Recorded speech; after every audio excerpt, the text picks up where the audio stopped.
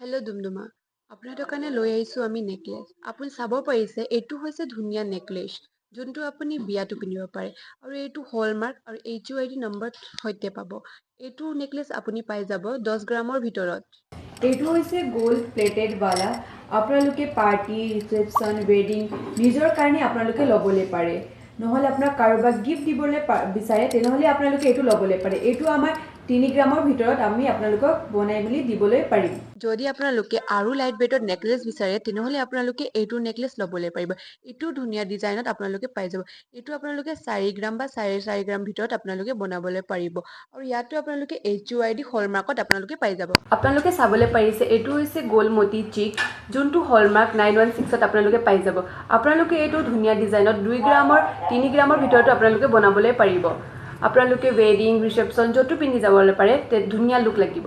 যদি আপোনালোকে লাইট ৱেটত নেকলেছ বিচাৰে তেনেহ'লে আপোনালোকে এইটো নেকলেছ ল'বলৈ পাৰে। এইটো আপোনালোকে 5 গ্ৰাম বা 6 গ্ৰাম ভিতৰত বনাব পাৰিব আৰু ইয়াতো আপোনালোকে HUID পাব হলমাৰ্কৰ লগত।